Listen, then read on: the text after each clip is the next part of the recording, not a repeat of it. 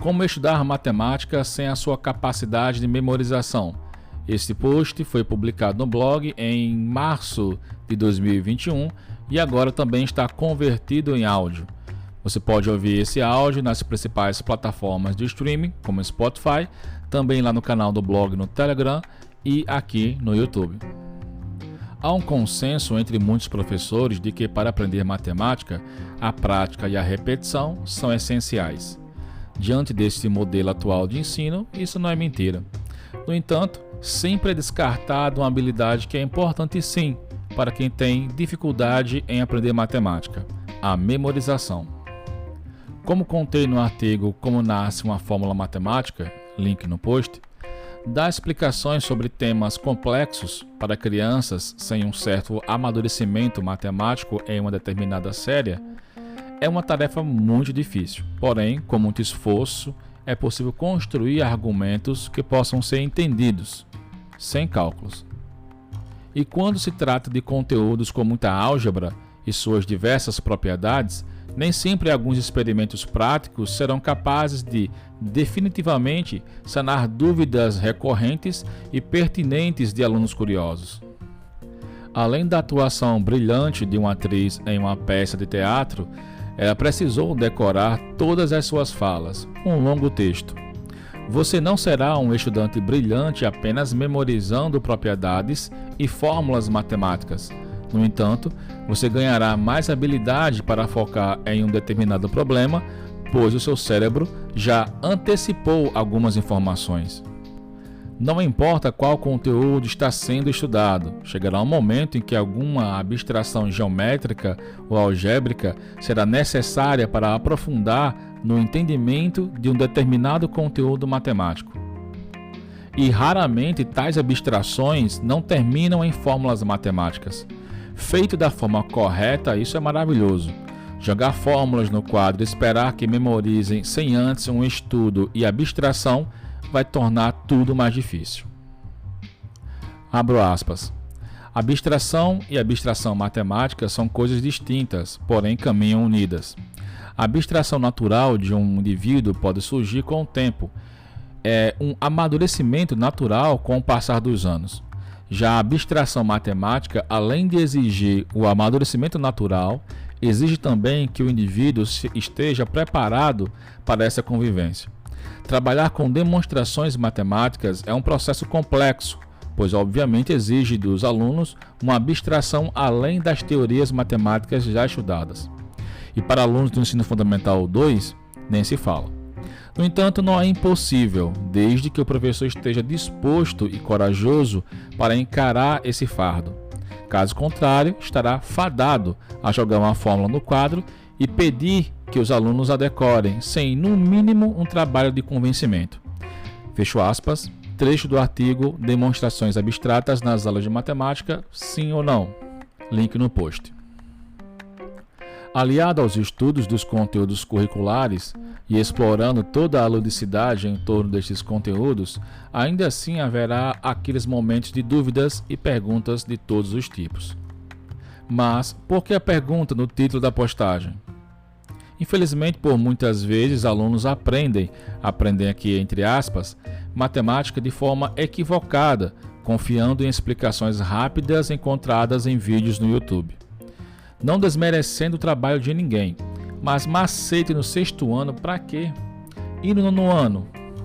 O professor coloca no quadro: calcule a fração geratriz para a dízima periódica 2,567676767 reticência.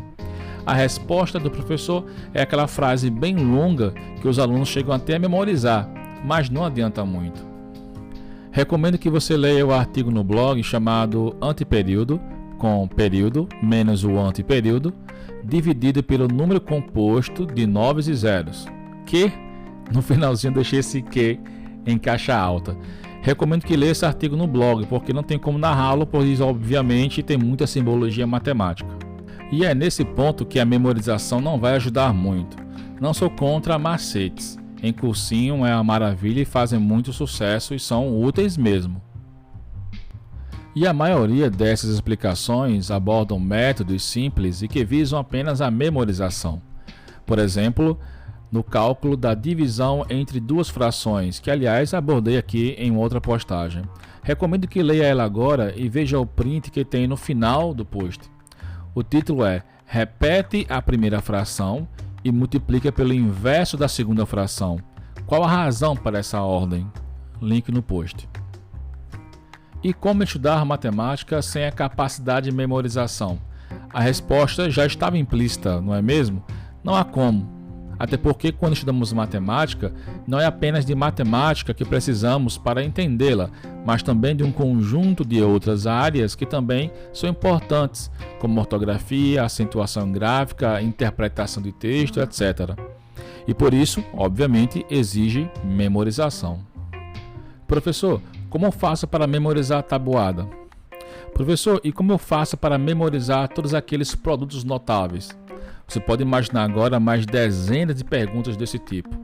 Fato é que realmente algumas coisinhas podem ser memorizadas de um jeito peculiar seu ou não, quando trata-se de tabuada, como por exemplo a tabuada 9. Você lembra?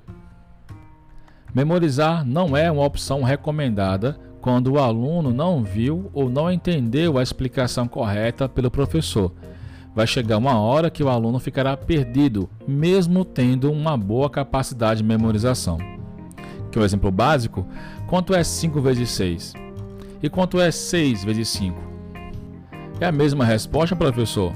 Claro que sim, porém, o entendimento da resposta não é o mesmo. 5 vezes o 6 significa uma quantidade de 6 que são 5, ou quantas vezes somaremos o 6. 6 vezes o 5 significa uma quantidade de 5 que são 6, ou quantas vezes somaremos o 5. Não julgue isso ser uma bobagem. Muitos alunos não entendem isso desde o início do estudo da tabuada. Mostrar isso para alunos que têm o primeiro contato com a multiplicação é importantíssimo. Esse e outros fatos fazem com que o aluno questione e entenda o que já é simples, em vez de apenas memorizar que 5 vezes 6 é 30. Mais um exemplo? Vamos lá. O produto da soma pela diferença de dois termos. O quadrado da diferença de dois termos. O quadrado da soma de dois termos. Diferença de dois quadrados. E nem vou citar com grau 3. Memorizar não é a mesma coisa que decorar, aquela famosa decoreba. Memorizar alguns produtos notáveis, como citados acima, trazem benefícios? Sim, desde que o aluno, desta vez, tenha visto e entendido a explicação correta do seu professor e quer ganhar tempo em determinado cálculo. Isso é válido. Neste caso, memorizar ajuda muito, até porque pode haver confusão na própria leitura. É fácil um aluno iniciante com propriedades algébricas confundir quadrado da diferença de dois termos com diferença de dois quadrados. Talvez na frase é fácil de distinguir, mas às vezes quando vai partir para o cálculo causa confusão. Mas o ideal é que o professor explore cada uma dessas propriedades de forma algébrica e, se possível, geométrica, como mostro no artigo Visualizando Propriedades Algébricas. Concluindo, certa vez estava respondendo uma questão de matemática que envolvia PA, progressão aritmética.